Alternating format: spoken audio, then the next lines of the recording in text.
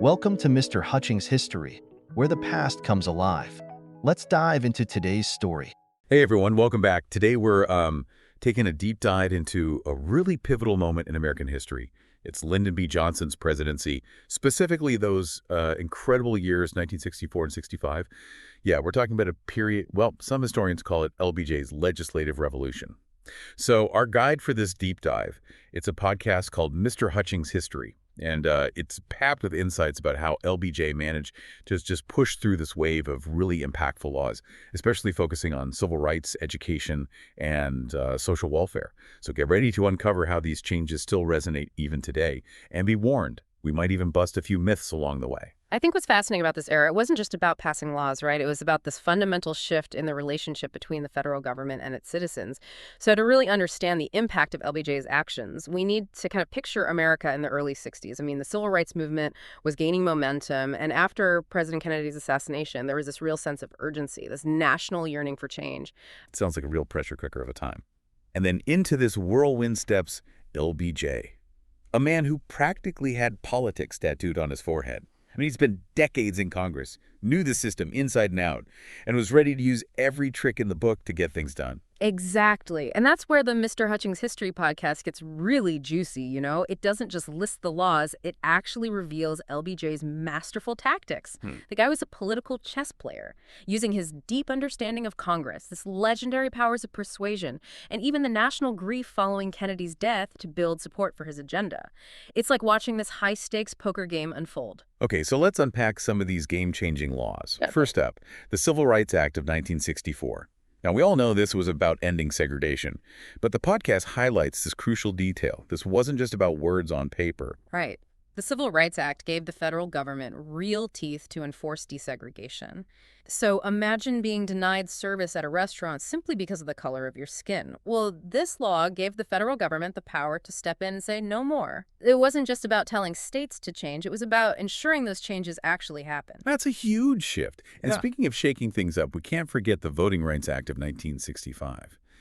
This one tackled those insidious tactics used to keep Black Americans from voting, especially in the South. We're talking literacy tests, poll taxes, and all sorts of discriminatory practices that were designed to silence their voices. And the impact was immediate and profound.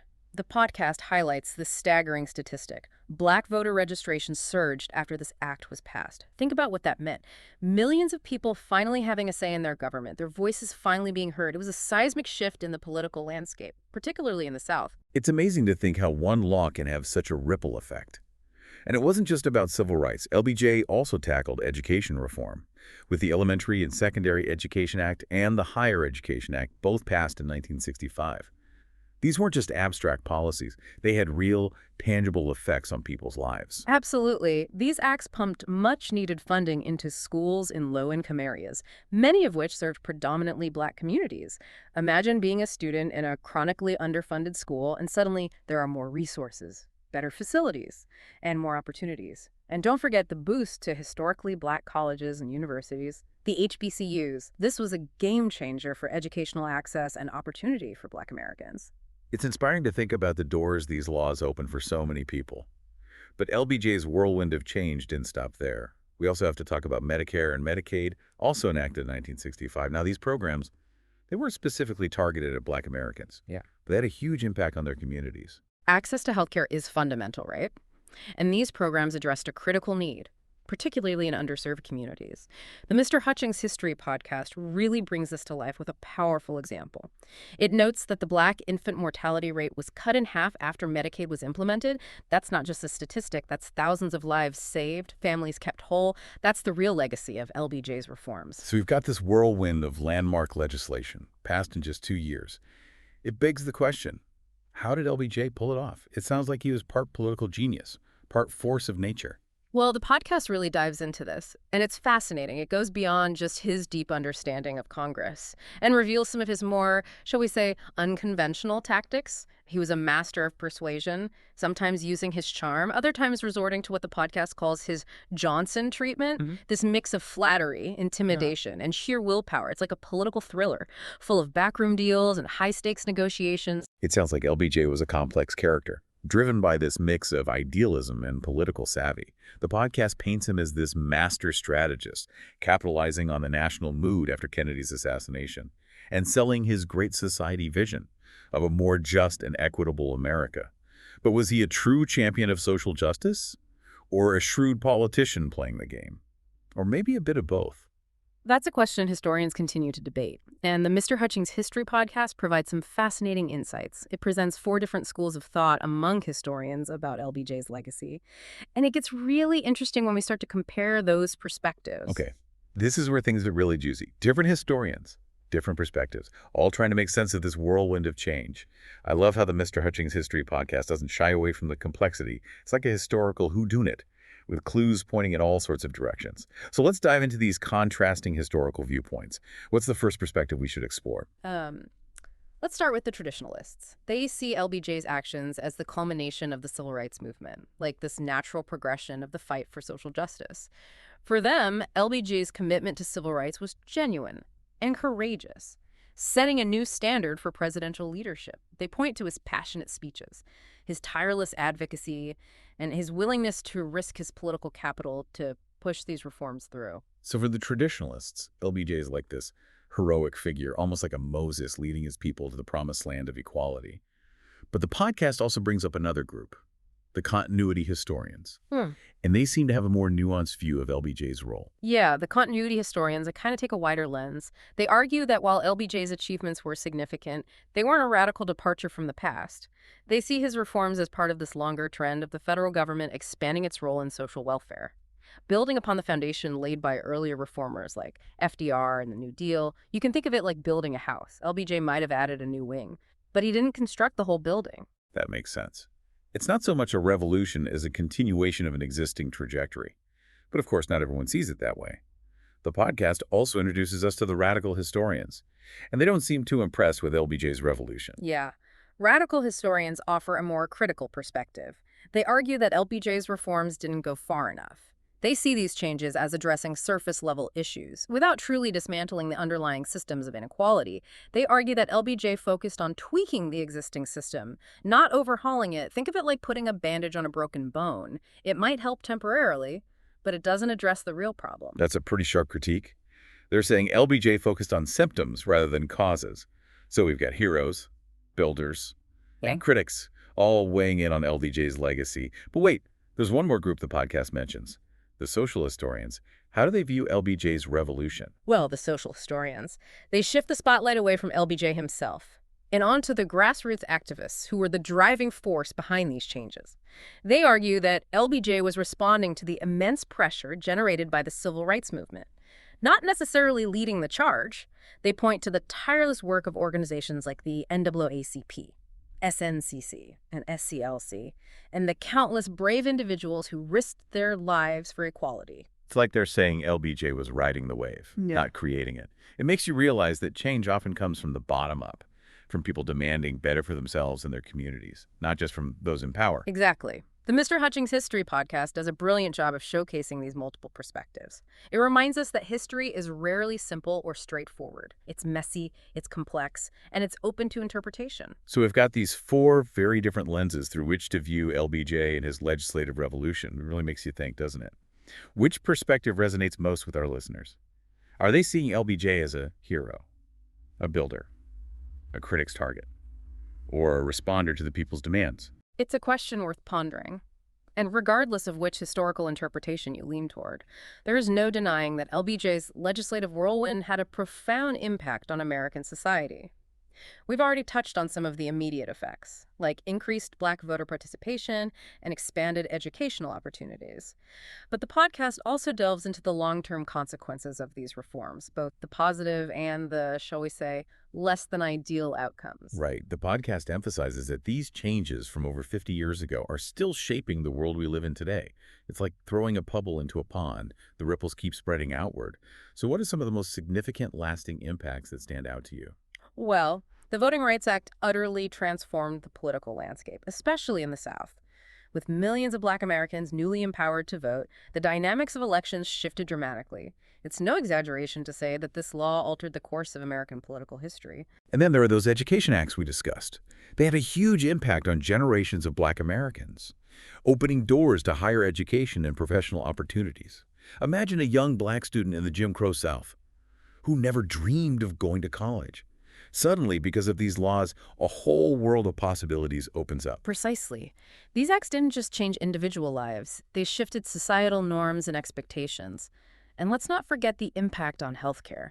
The podcast highlights the dramatic reduction in the Black infant mortality rate, thanks to programs like Medicaid. It's a powerful illustration of how social policy can literally save lives. It's inspiring to see how these laws created tangible, positive change. But the podcast also reminds us that LBJ's reforms weren't a magic bullet. They didn't solve every problem, and they even generated some unintended consequences. Yeah, that's a crucial point. The podcast doesn't shy away from the complexities.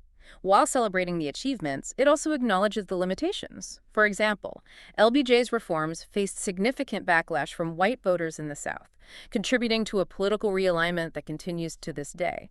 And while these laws expanded opportunities, they didn't eliminate the deep-seated economic disparities that continued to plague Black communities. It's like the podcast is saying, yes, progress was made, but the work is far from over.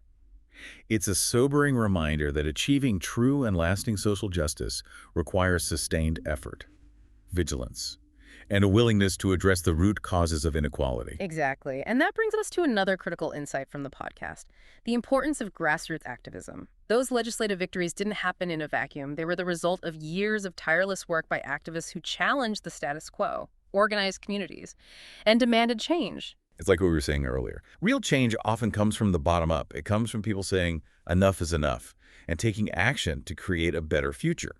And the podcast does a great job of showing how those grassroots movements forced LBJ's hand, pushing him to act. Right. The podcast reminds us that even the most powerful politicians can be swayed by the collective will of the people. It's a potent reminder that we all have a role to play in shaping a more just and equitable society. So we've explored LBJ's revolution, delved into contrasting historical interpretations, and examined the lasting impacts of his reforms, both the good and the not so good. It's been quite a journey.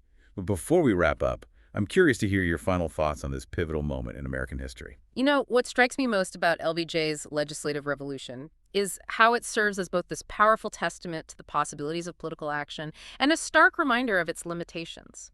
You know, it's a story full of triumphs and setbacks, of hopes realized and dreams deferred. Yeah, that's such a great point. It's like LBJ's story embodies this tension between idealism and pragmatism.